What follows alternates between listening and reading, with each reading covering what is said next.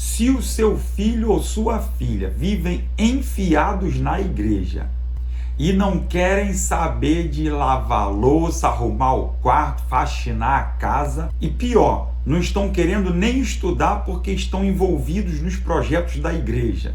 Nesse vídeo eu vou te ensinar insights surpreendentes e estratégias práticas que vão te ajudar a melhorar a relação com seus filhos e tornar a vida em família mais harmoniosa. Sejam todos muito bem-vindos, eu sou o pastor Josué Filho, pastor da Missão Salt, e você está no programa O Pai Tá na Casa.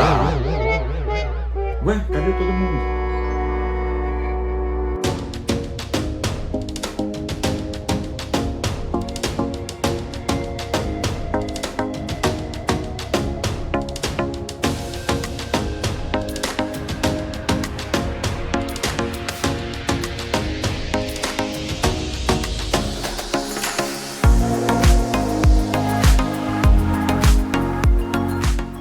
É assim mesmo. Filhos adolescentes têm hora que estressam a gente, mas você percebeu que quando eles não estão por perto, tudo fica sem graça sem eles? Mas tudo bem, Vaso, tranquilo, a conversa de hoje é com você mesmo. Eu quero conversar com você que é pai, você que é mãe, o senhor, a senhora que está aí em casa com esse menino lindo, essa menina linda, estão comendo até o reboco da parede, não é verdade? A Bíblia não disse que ia ser fácil, mas disse que era para dar graça em tudo. E eu estou aqui para te ajudar a dar graça. Eu tenho para você duas notícias, uma boa e uma ruim. Qual você prefere primeiro? A boa? Então vamos lá. Você não é o único passando pelo desafio de criar filhos adolescentes. Agora a ruim. Lembra quando a tua mãe dizia: quando você tiver um filho, você vai saber o que é que eu passo? Pois é, a notícia ruim é: esses dias chegaram, não é verdade? Claro que não é ruim, né? É só uma brincadeira. Estamos aqui para conversar sobre vida de adolescentes, vida de pais de adolescentes, e esse é o nosso mundo. O pai está na casa. Então vamos ao nosso tema, o nosso assunto de hoje. Em Romanos 12:2 vai dizendo: não vos conformeis com este mundo, mas transformai-vos pela renovação do vosso entendimento, da vossa mente. E é nesse momento da reflexão de Paulo que eu quero falar com você. Por volta dos anos 2000, se você é da minha geração, por volta do ano 2000, dos anos 90, 2000 e pouquinho, existia um termo muito comum que as pessoas se referiam aos cristãos, usando a palavra bitolado. Você lembra dessa época? Se você lembra dessa época, você é da minha geração aí, ou um pouquinho mais, né? Mas existia um termo muito comum que as pessoas se referiam aos cristãos como bitolado. A palavra bitolado significa uma pessoa que tem ideias, opiniões estreitas, rígidas, limitadas, ultrapassadas, como o povo diz aí na rua, quadrado e careta. Mas eu quero te dizer que o mais fácil de compreender bitolado é uma medida que existe na engenharia ferroviária, onde você estabelece a distância entre um trilho e o outro. Ou seja, o trem ele tem uma medida certa entre as rodas. E se o trilho estiver mais aberto ou mais fechado do que a medida exata, significa que o trem, quando passar naquele trecho fora da medida, ele vai sofrer um acidente. Mas talvez você já tenha ouvido a palavra bitola quando alguém falou de fio ou falou de tubo. Ou seja, se você pegar um fio de uma bitola menor, é muito comum, querido, ver aí chuveiro pegando fogo, porque o vaso sabe que o chuveiro tem que ser fio de 4 milímetros, 6 ou 6 milímetros. E aí o vaso, para economizar, coloca fio 2,5. E aí o fio começa a pegar fogo. A capa de proteção do fio não suporta a temperatura e ela derrete. Quando ela derrete, um fio toca no outro e entra em curto. É por isso que pega fogo. Você colocou no seu chuveiro um fio com uma bitola errada. Ou seja, querido, quando uma ideia errada entra na mente dos nossos filhos, pode dar curto. Você também já deve ter ouvido falar em bitola quando alguém fala de tubo de água. E é muito comum, para economizar numa obra, você usar um tubo com uma bitola menor do que o que deveria. E aí o que acontece, pastor? Ainda bem que o pastor é arquiteto, entende um pouquinho de obra. Pastor, o que acontece quando eu uso uma bitola menor do que o que deveria? Você abre o chuveiro para tomar banho, tá tomando banho, aquela água gostosinha, quentinha, mas aí a tua mãe vai lá na pia, lava um prato, lava um copo, abre a torneira da pia e aí ninguém aguenta ficar debaixo do chuveiro, porque o volume de água diminuiu no chuveiro. E aí a resistência aumenta a temperatura do chuveiro. Ei, preste atenção, quando você usa uma bitola errada na criação dos seus filhos, você corre o risco de se queimar na trajetória. E é nosso dever como pais, como mães, criar os nossos filhos numa bitola correta, numa medida correta. A palavra bitolado significa alguém que tem uma medida, alguém que tem uma opinião que não sofre alterações, uma opinião que não se deixa levar pela opinião de todo mundo, um pensamento que não se deixa levar pela opinião de cada um. Já reparou como todas as pessoas têm uma opinião sobre você, ainda que você não tenha perguntado? Então, nesse momento, nesse vídeo, eu quero falar com você que é pai, que é mãe, e está aí preocupado porque o teu filho vive enfiado na igreja, porque a tua filha vive pensando nas coisas da igreja e está aí meio esquecidinha.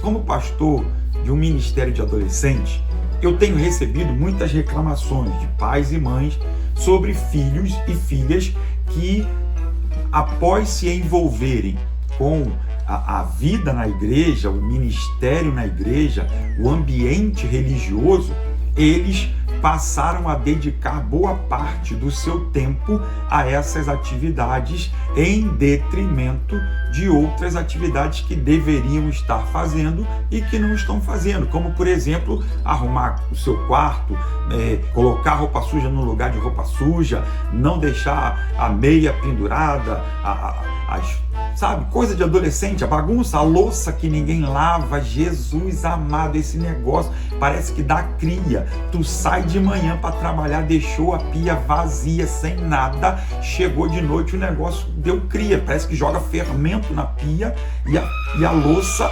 aparece do nada, né? E a senhora chega cansada do trabalho e pergunta para essa menina, para esse menino abençoado, quem foi que produziu aquela louça toda? E ele diz, eu não sei, não faço ideia, não sei de quem a senhora está falando, porque eu acho que já estava aí, porque na verdade ele nem percebe quando faz bagunça, ela nem percebe que a cama está bagunçada, que o armário está revirado. Então é muito comum receber reclamações de pais e mães a respeito de uma certa amnésia que vem tomando a vida do seu filho e da sua filha depois que ele se envolveu com esses projetos da igreja. É bem verdade que alguns pais ligam para a gente, mandam mensagem, dizem assim, pastor, a minha filha, ela não está ajudando mais em casa, pastor, o meu filho não varre mais o quintal. E tem alguns, abrindo um parêntese aqui, teve um que começou a não fazer mais o dever de casa. E quando a professora na escola perguntou, o menino, o aluno, o estudante, o que está acontecendo que você não está fazendo o dever de casa?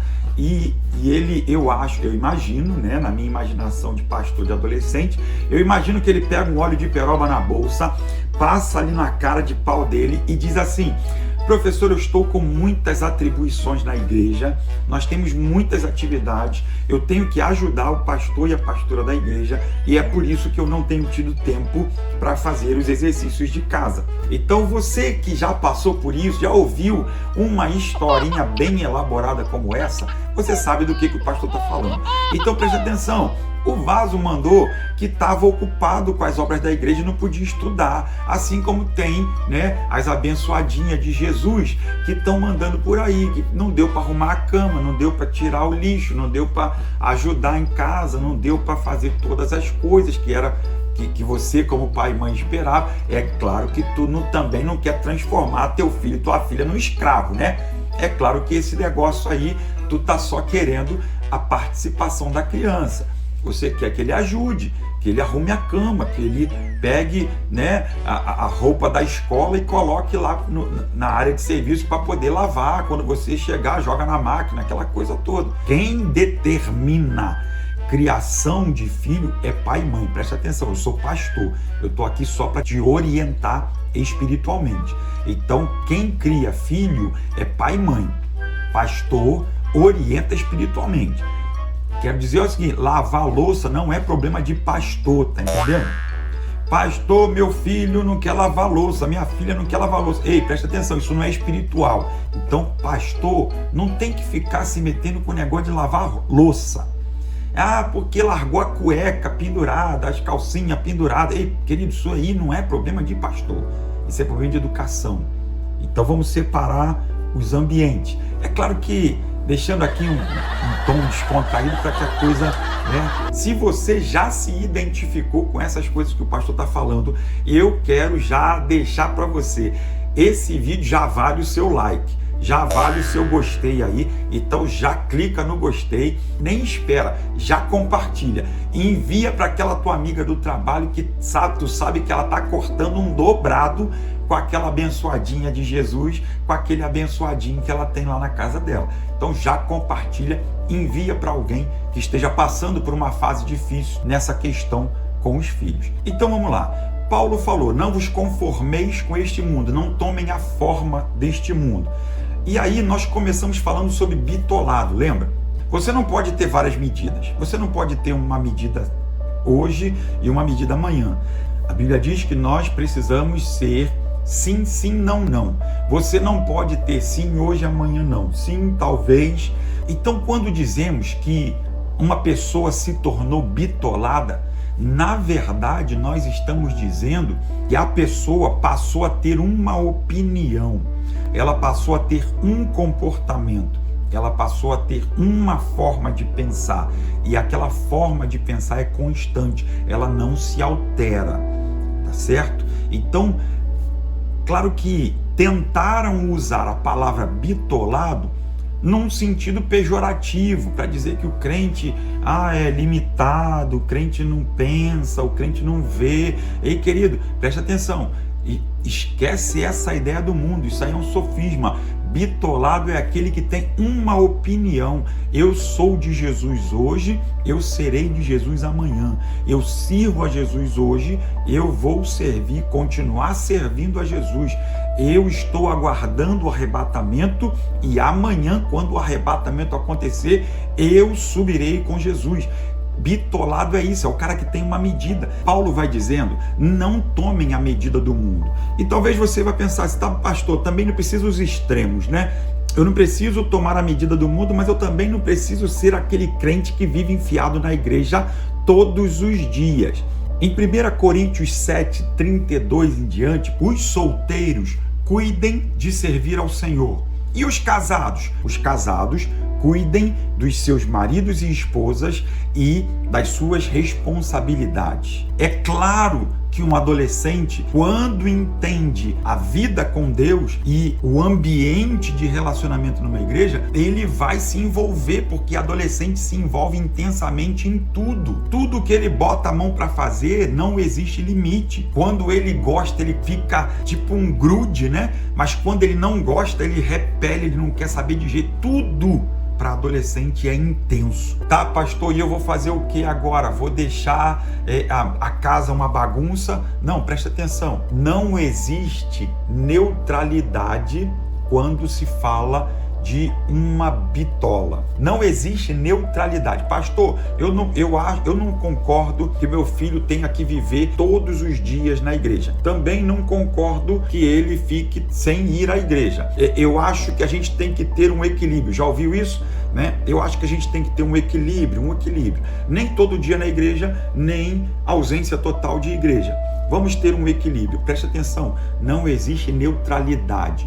Como assim, pastor, não existe neutralidade? Jesus vai dizer em Mateus 12, versículo 30, quem comigo não ajunta, espalha. Quem não é comigo é contra mim. Querido, preste atenção. Se você quer viver uma vida para Deus, esqueça o equilíbrio. Foi buscando um equilíbrio que nós, adultos, nos tornamos quem nós somos hoje, como pais e mães. Vamos à igreja quando a gente pode. Se tiver frio, eu não estou a fim de ir. Se eu cheguei cansado, eu não vou à igreja. Se eu tiver um capítulo faltando naquela série que eu estou acompanhando já há um tempão, logo hoje que tem culto na igreja, eu vou terminar de assistir minha série. Hoje eu estou a fim de... tá frio, eu estou a fim de fazer ninho. Hoje tá calor, eu vou à praia. Então nós adultos, em busca do equilíbrio, nem muito reino, nem muito mundo, nós chegamos a exatamente como nós somos. Em Mateus 13, 22, na parábola do semeador, vai dizendo, e o que foi semeado entre os espinhos é o que ouve a palavra, mas os cuidados desse mundo e a sedução das riquezas sufocam a palavra e acabam ficando infrutíferos. Então, querido, preste atenção, buscar o equilíbrio só está sufocando a palavra em nós e está nos tornando infrutíferos. Lembre, nós somos o exemplo para os nossos filhos. Os nossos filhos aprendem muito mais com os nossos exemplos do que com as nossas palavras. Você que é da minha geração, você ainda vai lembrar daquela frase maravilhosa que os nossos pais usavam: faça o que eu digo, não faça o que eu faço. É muito fácil assim, né? Faço o que eu digo, não faço o que eu faço, porque isso é fácil. É quase um trava-língua. Então preste atenção, você querer que o teu filho seja equilibrado na igreja, mas que ele seja cheio do Espírito Santo, quem na Bíblia foi equilibrado e cheio do Espírito Santo? Paulo era chamado de louco, os discípulos eram chamados ajuizados. Me mostra um na Bíblia que tenha sido equilibrado e cheio do Espírito Santo. Os discípulos em Atos 2 eram chamados de quê? De embriagados. Estavam doidão, chapado, né? Porque o Espírito Santo desceu, encheu todo mundo e todo mundo sóbrio. Senhores, judeus,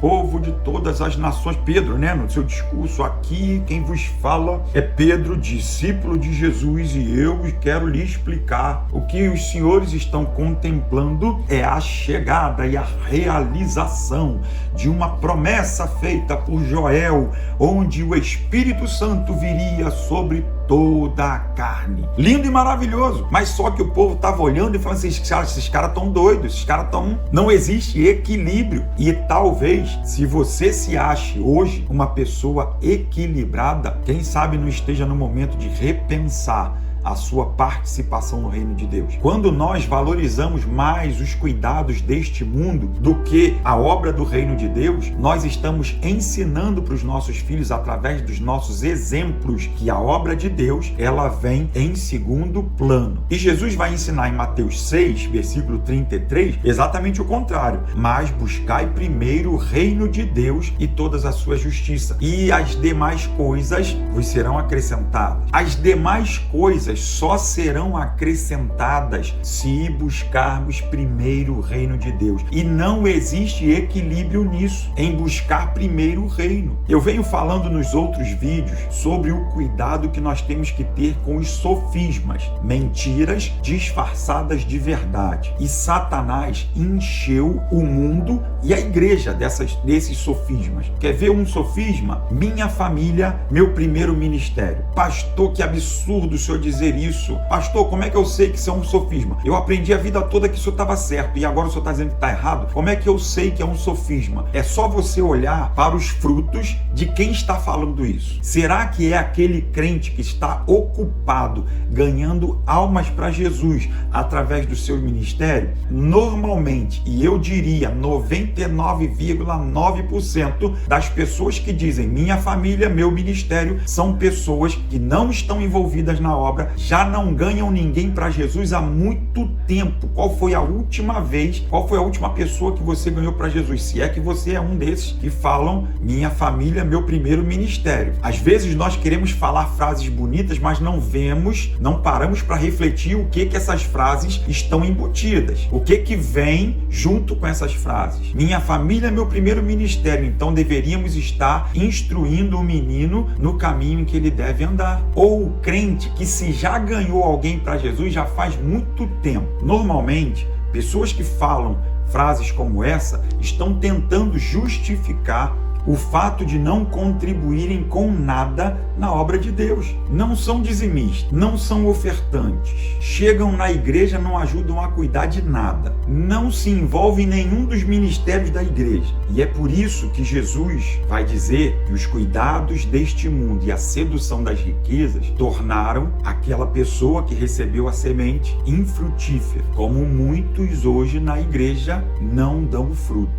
E os nossos filhos estão aprendendo com os nossos exemplos, mais do que com as nossas palavras. Provérbios 22:6 vai dizendo: instrui o menino no caminho em que deve andar. A Bíblia não está dizendo instrui o menino o caminho em que deve andar, mas está dizendo instrui o menino no caminho. Você precisa estar nesse caminho também. Você precisa estar lá com seu filho, com a sua filha. Como pais, nós podemos e devemos orientá-los e educá-los a que participem dos afazeres da casa, ajudar nos serviços domésticos, na organização do lar, aprender a fazer uma comida, a lavar uma roupa, colocar uma roupa na máquina para lavar. Nós devemos, é obrigação nossa ensinar isso aos nossos filhos. Até mesmo essas coisas domésticas, nós só conseguimos ensinar os nossos filhos se nós fizermos com eles as primeiras vezes. Qual foi o filho que aprendeu a fazer arroz olhando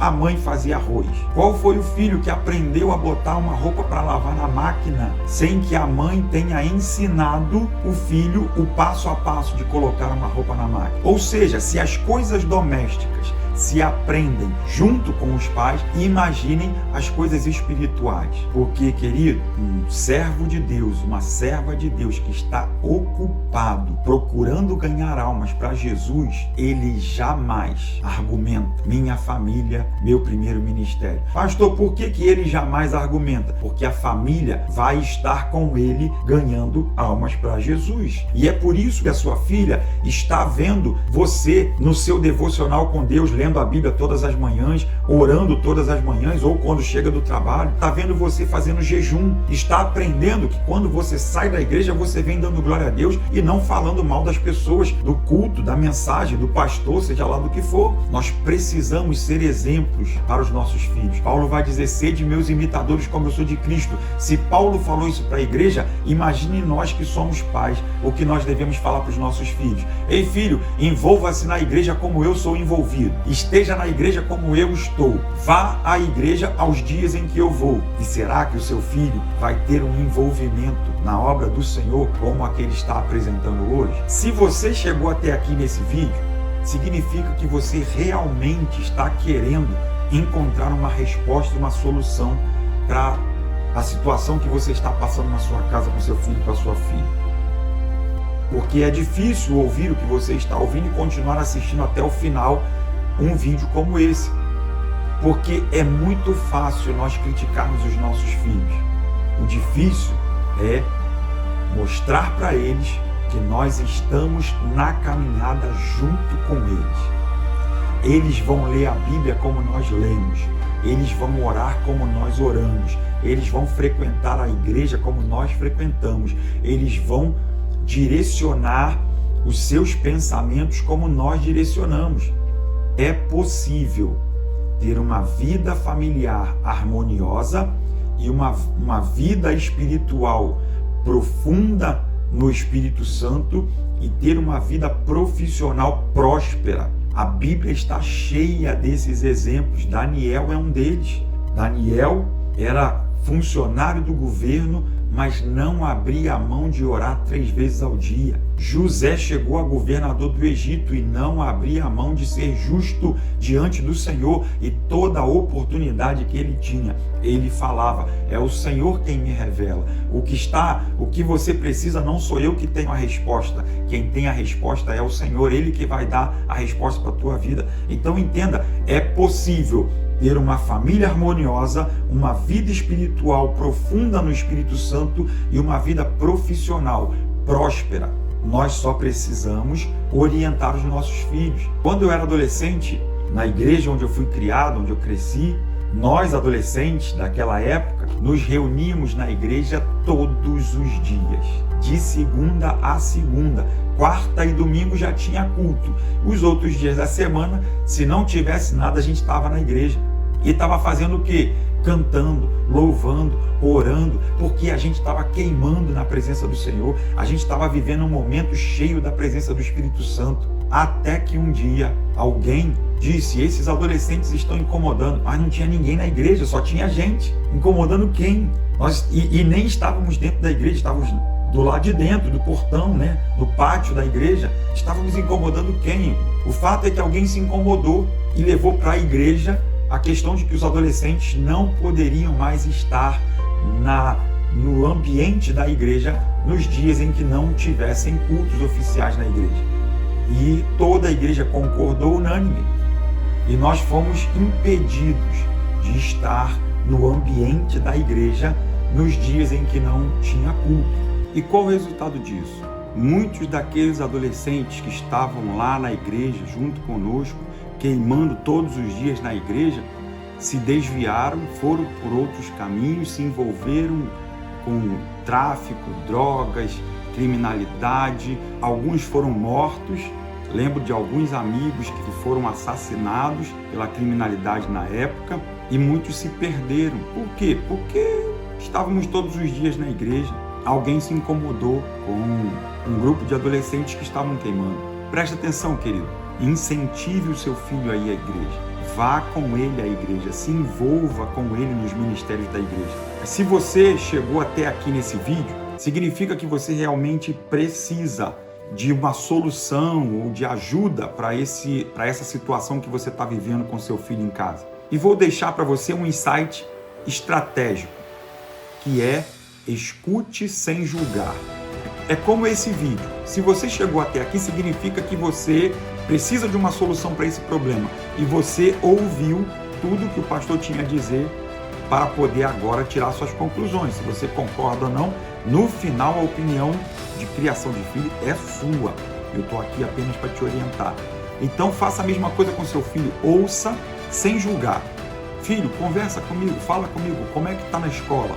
Como é que está no futebol? Como foi a aula de hoje? Como isso? Filha, como é que foi? Ouça, escute. Né? E aproveitando essa ideia de escutar, pratique a escuta ativa. Como é que é isso, pastor? Ouça o seu filho, a sua filha, sem interrompê-los. Escuta o que ele tem a dizer, provoque que ele fale com você, tire um tempo da sua semana para conversar com seu filho, porque se você não conversar com seu filho, alguém vai conversar. Se você não ouvir o seu filho, alguém vai ouvir. Se você não ensinar o caminho para o seu filho, alguém vai ensinar. E é melhor que seja você, porque essa função Deus deixou para você. E querido, você não pode abrir mão desse papel para outras pessoas, porque você não sabe totalmente quem são as pessoas que cercam seu filho. Você não conhece as pessoas que cercam seu filho na escola, no futebol, na rua, na vizinhança, as pessoas que cercam seu filho quando ele vai para o curso, quando ela vai para o curso. Então, nós precisamos ouvir os nossos filhos, porque se eles tiverem liberdade de falar conosco, eles não vão procurar outras pessoas para poder falar. E se você gostou desse vídeo, se esse vídeo te abençoou, ele já merece o teu gostei, já marca aí o teu gostei. Se você ainda não é inscrito no canal, se inscreva. Se você conhece algum amigo ou amiga que esteja passando por problemas com o filho, com a filha adolescente, compartilhe esse vídeo. E se esse conteúdo trouxe esclarecimento para a sua vida, você tem a oportunidade de se tornar um apoiador desse programa. Está chegando o nosso acampamento, um acampamento de 24 horas. Pastor, como assim? O seu filho entra na sexta-feira às 9 horas da noite e sai no sábado às 9 horas da noite. Pastor, não é pouco tempo? É tempo suficiente para Deus mudar a vida do teu filho e da tua filha. Então você tem aí na descrição do canal os meus contatos. Entre em contato, escreva o seu filho no acampamento, a sua filha, e eu tenho certeza que você vai receber um filho novo no sábado à noite. Né? Então apoie essa ideia, apoie esse projeto, apoie esse trabalho com os adolescentes, seja um doador. Eu vou deixar fixado no primeiro comentário desse vídeo um link para que você acesse e faça a sua doação através do Pix. O valor é aquilo que você desejar, aquilo que Deus colocar no seu coração. Ouça o que Deus está dizendo, contribua com a sua doação, aquilo que você sentir no coração. Participe, apoie essa causa. Existem muitos outros adolescentes precisando ser alcançados e você pode ser um instrumento para essa obra.